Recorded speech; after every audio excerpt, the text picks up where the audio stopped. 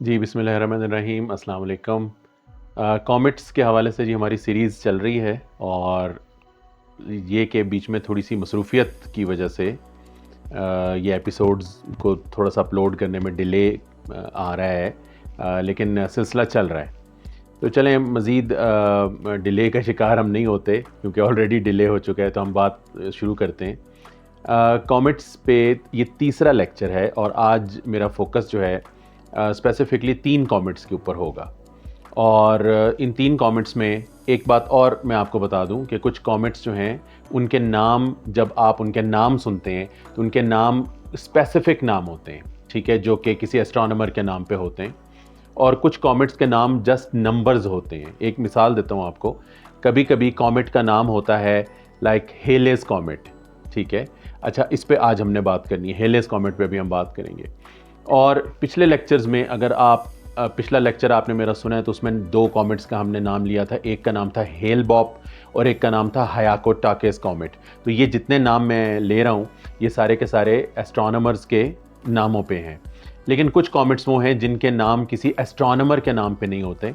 उनके नाम में कुछ इस तरह के लेटर्स होते हैं लाइक सी, और उसके बाद स्लैश, फिर ईयर होता है लाइक 2024, फिर आगे एक और लेटर होता है लाइक ए, फिर आगे एक नंबर होता है 5, और इसके बाद ब्रैकेट में एक नाम होता है जो कि किसी एस्ट्रोनॉमर का नाम नहीं होता। वो बेसिकली ऑटोमेटिक टेलीस्कोप्स का सिस्टम होता है जो आसमान को स्कैन करता रहता है और उसको कॉमेट्स मिलते रहते हैं। लिहाजा एस्ट्रोनॉमर्स भी कॉमेट्स को डिस्कवर करते हैं और इसके अलावा ऑटोमेटिक टेलीस्कोप्स के सिस्टम्स लगे हुए हैं दुनिया में जो कि कॉमेट्स को डिस्कवर करते हैं। सॉफ्टवेयर है, डेफिनेटली टेलीस्कोप इमेज लेती है और कंप्यूटर को देती है। कंप्यूटर डिसाइड करता है कि either it is a new comet या ये कोई पहले का कॉमेट है, तो उसमें वो जो सिस्टम है उसका नाम आ जाता है, ठीक है। वो नाम जो है वो उन पे भी इंशाल्लाह तफसील से हम बात करेंगे। लेकिन आज जहाँ से हमने बात को शुरू करना है वो है जी 1P। 1P का मतलब है पहला वो कॉमेट जो पीरियोडिक कॉमेट है, यानी सन के गिर्द जो एक रेगुलर इंटरवल से चक्कर लगाता है, और इसका नाम है जी हेलेस कॉमेट। और आज भी जो लोग बहुत ज़्यादा डेप्थ में एस्ट्रोनॉमी को नहीं जानते वो ये समझते हैं कि जी दुनिया का हर कॉमेट, जो कॉमेट भी आपको नज़र आ रहा है, बस वो हेलेस कॉमेट ही है। पिछले दिनों एक कमेंट में ऑब्ज़र्व कर रहा था तो किसी ने कमेंट किया था सोशल मीडिया पे कि इस कमेंट को हम बचपन में भी देखा करते थे। तो इसका मतलब है कि वो शख्स ये समझ रहा था कि जी ये कॉमेट एक ही कॉमेट है पूरे सोलर सिस्टम में जो मुख्तलिफ औकात में नज़र आता रहता है। कहते हैं यही हम बचपन में भी देखा करते थे। तो ऐसा नहीं है जी, बचपन में वो साहब किसी और कॉमेट को देखा करते थे और मैं जो देख रहा हूँ किसी और कॉमेट को देख रहा हूँ।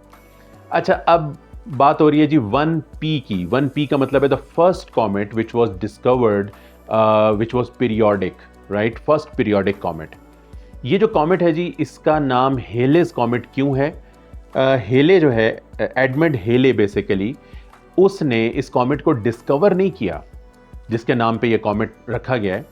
ही वॉज द पर्सन जिसने इस कॉमेट के ऑर्बिट को फिगर आउट किया, यानी उसने ये अंदाज़ा लगाया कि कॉमेट सन के गिर्द बाकायदा एक ऑर्बिट में है, इलिप्टिकल ऑर्बिट में है, और इसको सन के गिर्द रफली स्पीकिंग एक चक्कर लगाने में 76 ईयर्स लग जाते हैं। और उसने, ये उस ज़माने की बात है जी जिस ज़माने में फ़िज़िक्स के कवानीन अभी हम ताज़े ताज़े समझ रहे थे, न्यूटन के दौर की बात है ये, ठीक है जी। ये 16th सेंचुरी और 17th सेंचुरी का एरा है जिसके अंदर हमने ताज़ा ताज़ा ये सारे ग्रेविटी से रिलेटेड ये लॉज, ये सब समझने की कोशिश हमने शुरू की थी। इसने ये हिसाब किताब लगा, एडमंड हेले ने ये हिसाब किताब लगाया कि ये कॉमेट जो, अच्छा, माजी में बहुत सारे लोगों ने कॉमेट्स को देखा था और इसने हिसाब लगाया कि यार ये कॉमेट्स जो लोगों ने देखे थे ये एक ही कॉमेट है जो बार बार आ रहा है। उसने हिसाब लगाया कि जी नेक्स्ट टाइम ये कॉमेट 76 ईयर्स के लिहाज से फलां सन में अपीयर होगा, और उसकी जो प्रिडिक्शन है वो बिल्कुल सच साबित हुई।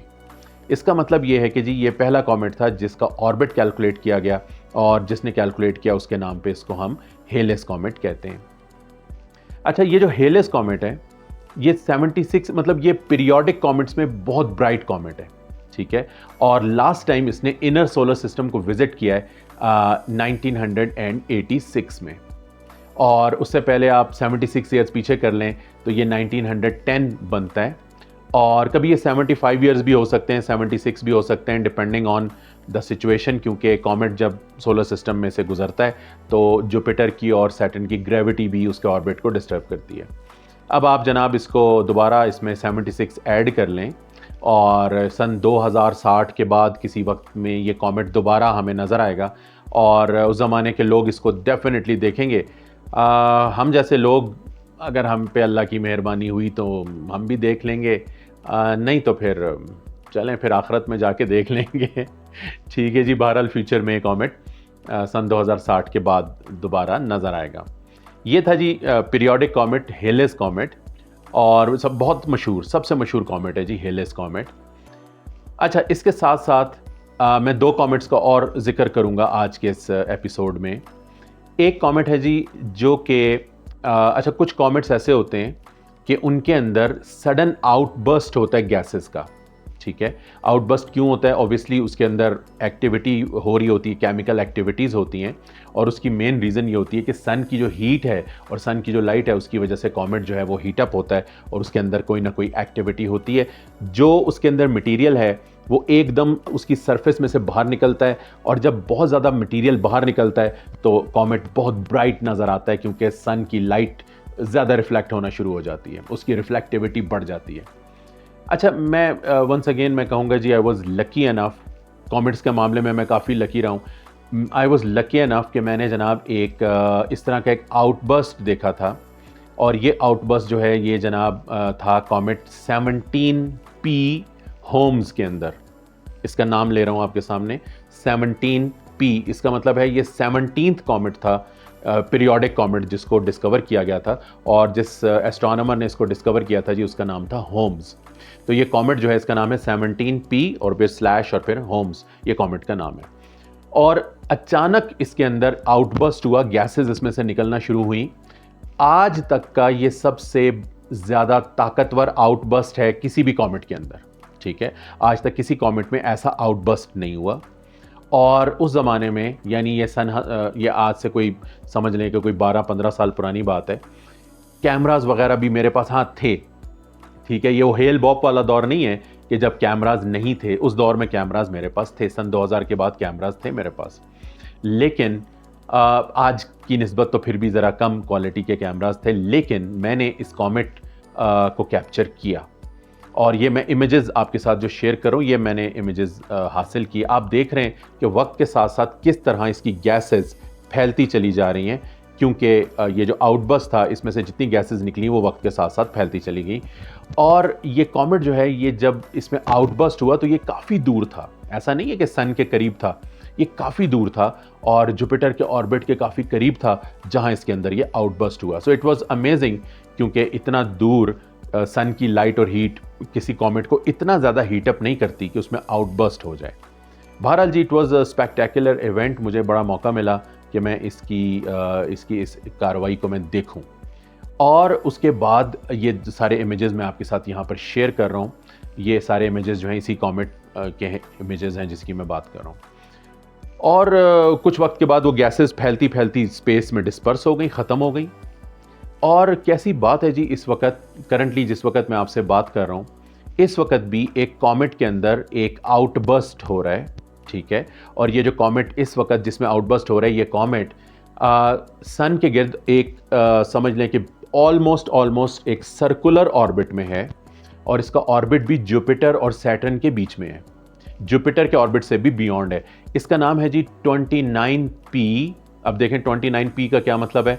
ये 29th पीरियोडिक कॉमेट है जिसको हमने डिस्कवर किया था, और इसको 2 एस्ट्रोनॉमर्स ने डिस्कवर किया था, तो इसके उन दोनों का नाम इसके अंदर मौजूद है। So this comet is 29P Schwassmann Wachmann. So this comet is 29P Schwassmann Wachmann, जिसके अंदर ये आउटबर्स्ट इस वक्त चल रहा है।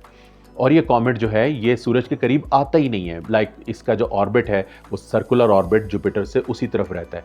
बट ये कॉमेट बहुत मशहूर है अपनी इस एक्टिविटी की वजह से, इसमें अक्सर ये आउटबर्स्ट जो हैं ये होते रहते हैं।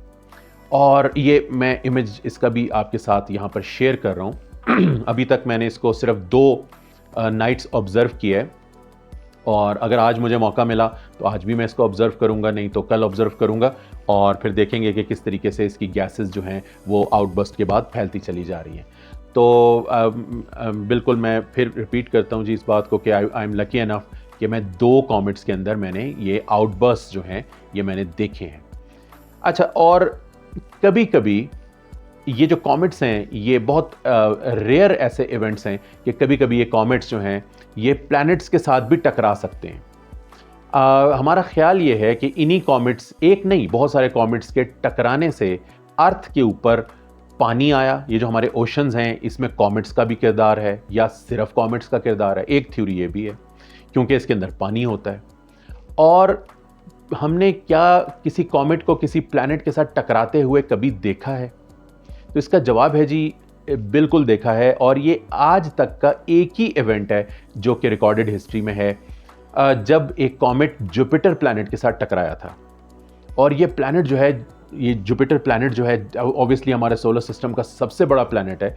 ये जो कॉमेट है जनाब, इस कॉमेट का नाम था शूमेकर लेवी 9, राइट? इस कॉमेट का नाम था शूमेकर लेवी 9। शूमेकर और लेवी ये वो एस्ट्रोनॉमर्स हैं जी जिन्होंने इसको डिस्कवर किया था, और 9 इसलिए क्योंकि ये उस साल जब ये डिस्कवर हुआ ये 9th कॉमेट था जो डिस्कवर हुआ था। और ये शूमेकर लेवी 9 जनाब, ये कॉमेट जो है इसने जाकर जुपिटर को हिट किया था। But there is a little detail कि जब ये कॉमेट जुपिटर के करीब पहुंच रहा था, ठीक है, तो जुपिटर की ग्रेविटी ने इस कॉमेट के टुकड़े कर दिए थे, 21 टुकड़े कर दिए थे। तो लिहाजा कॉमेट ने जुपिटर को जाके हिट नहीं किया बल्कि उसके 21 टुकड़ों ने जुपिटर को हिट किया था जाके, और जुपिटर के ऊपर काले काले निशान पड़ गए थे और बहुत ज़्यादा एनर्जेटिक ये कोलिजन था। 21 टुकड़ों ने जाकर जुपिटर के ऊपर हिट किया था। अगर मैं भूल नहीं रहा, मेरा ख्याल है जी मैं नहीं भूल रहा, 21 या 22 का नंबर है, मेरा ख्याल 21 सही नंबर है।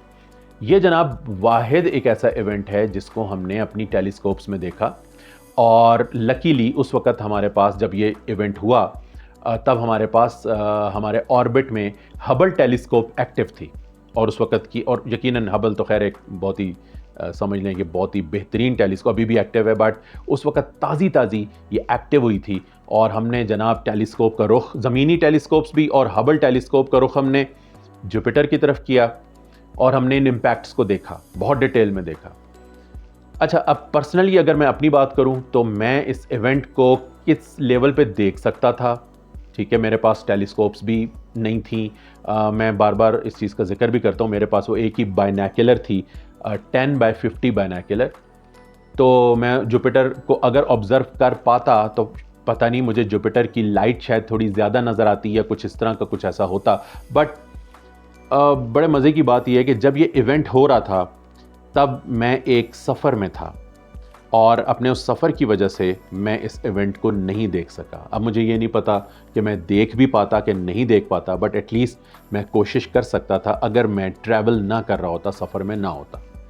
तो बहरहाल जी, मैंने तो उस इवेंट को पर्सनली नहीं देखा, लेकिन मेरी होशो हवास में ये इवेंट हुआ कि जब एक कॉमेट जो है वो प्लैनेट के साथ टकरा गया। और आखिरी बात करके ये जो एपिसोड है जी इसको वाइंड अप करते हैं। एक और कॉमेट पिछले दिनों से मुराद है कुछ साल पहले मार्स प्लैनेट के इतना करीब आ गया कि कुछ चांस बन गया कि शायद ये मार्स के साथ टकरा जाए। लेकिन वो मार्स के साथ टकराया नहीं, बल्कि उस कॉमेट की टेल जो है उसके अंदर से मार्स प्लैनेट गुजर गया। और ये याद रखें, कॉमेट की जो टेल होती है बहुत ही कम डेंसिटी की होती है, उसमें से आप गुजर जाएं आपको पता भी नहीं चलेगा कि आप कॉमेट की टेल में से गुजर गए। तो बहुत एक क्लोज एनकाउंटर ये भी था। और एक और बात याद आ गई, 1910 का जो जिक्र मैं कर रहा था आपके साथ कि जी 1910 में हेलेस कॉमेट आया था, अर्थ के काफ़ी करीब से गुजरा था। तब अर्थ जो है, प्लैनेट अर्थ, वो हेलेस कॉमेट की टेल में से गुजरी थी, या यूं समझ लें हेलेस कॉमेट अर्थ के इतने करीब से गुजरा था कि उसकी टेल ने हमें हिट किया था। लेकिन वही वाली बात है जी, कॉमेट की टेल दूर से तो बड़ी अच्छी चमकती हुई नजर आती है, लेकिन आप अगर उसके अंदर भी जाके खड़े हो जाएं आपको पता भी नहीं चलेगा कि आप कॉमेट की टेल में हैं, बिकॉज उसकी डेंसिटी बहुत कम होती है। लेकिन कुछ कंपनियों ने गैस मास्क बेचना शुरू कर दिए कि जी हम कॉमेट की टेल में से गुजरने लगे और हमारे एटमॉस्फेयर में जहरीली गैसेस आ जाएंगी तो आप ये मास्क लगा के ज़िंदा बच सकेंगे, वरना आप ज़िंदा नहीं बचेंगे। तो ऐसे ही कंपनियां बहुत होती हैं जी। आई होप आपको याद होगा सन 2020 के बाद से वो जो एक वायरस का एक तमाशा शुरू हुआ था और मास्क बनाने वाली कंपनियों ने कितना कमाना शुरू कर दिया था। तो इसी तरह 1910 में ये कॉमेट की टेल में से हमने गुजरना था, तो उन्होंने गैस मास्क बेचना शुरू कर दिए कि जी ये आप लगाएंगे तो आपको ताज़ा हवा आएगी और पॉइजनस गैसेस से आप बचेंगे, नहीं तो आप मर जाएंगे। तो बहरहाल जी कॉमेट की टेल में से हम गुजरे और कोई नहीं मरा, कुछ नहीं हुआ। और बहरहाल जी अब हम बात को यहाँ पे रोकते हैं। ये जनाब हमारे जो कॉमेट्स हैं, इनमें से कुछ का जिक्र आज मैंने आपके सामने किया। मैं पर्सनली ख़ुद बहुत ज़्यादा विलिंग हूँ कि जी द फेमस कॉमेट हेलिस कॉमेट मैं देखूं, but it all depends on कि जी मैं अल्लाह ताला कुछ ऐसा करम करे कि जी उस वक़्त मौजूद हूँ ताकि मैं ये कॉमेट देख सकूं। और बहरहाल जी देखते हैं कि क्या होता है, हम कॉमेट को पकड़ पाते हैं कि नहीं पकड़ पाते। आज के लिए यहाँ पर बात को रोकते हैं जी। बहुत शुक्रिया, थैंक यू वेरी मच जी। See you then. अल्लाह हाफ़िज़ जी, बहुत शुक्रिया।